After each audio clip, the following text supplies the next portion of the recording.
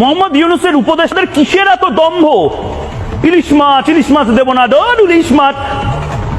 আমরা ডায়মন্ড হারবারের ইলিশ খাবো, আমরা দীঘার ইলিশ খাবো, আমরা গুজরাটের ইলিশ খাবো, মুম্বাইয়ের ইলিশ খাবো।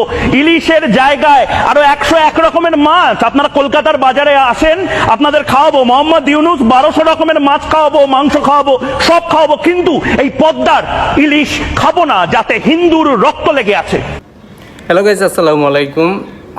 এই যে আমাদের ছাগলের 3 নাম্বার বাচ্চা যে বকবক করতেছে, এগুলো তো শুনলেন। তো সবচেয়ে বড় কথা হচ্ছে গিয়া যে এই ছাগলের 3 নাম্বার বাচ্চা বাংলাদেশের কিছু হইলেই ঘেউ ঘেউ করে, ঠিক আছে? আর সমস্যাটা কি আমি জানি না। আরে গাদা, তোর যদি বাংলাদেশের ইলিশ মাছ নাই দরকার হয়, তাইলে তুই এত বকবক করস কি লেগে? তোর মুম্বাইয়ের ইলিশ মাছ আছে, গুজরাটের ইলিশ মাছ আছে, ওইগুলো খা।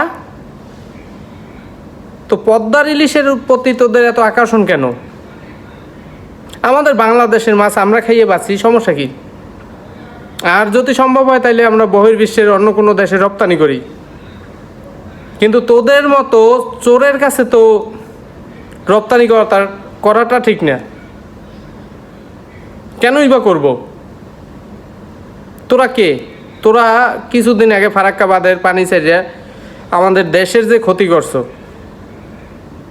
যেই ক্ষতি করছে, এরপর আবার তোরা কোন হিসাবে আশা করো বাংলাদেশে ইলিশ মাছের? তুই যে ছাগলের 3 নাম্বার বাচ্চা, এটা হয়তোবা সবাই বুঝতে পারছে। সবাই না বুঝতে পারলেও আমি বুঝতে পারছি। আর যদি পাবলিক বুঝতে পারে সেটা কমেন্টে জানাবে। তো তুই কলকাতার যে গাদা নাম্বার 1,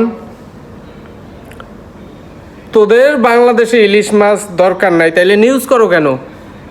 তাইলে ইউনূসের উপদেশটার কিসের এত সমস্যা? তারা ইলিশ মাছ কেন দিতেছে না? এই নিয়ে কেন নিউজ করতেছো? বাংলাদেশের তোদের ইলিশ মাছ দরকার নাই। যাক ভালো, তোরা ইন্ডিয়ার গুজরাট, তারপর মুম্বাই, দিল্লি,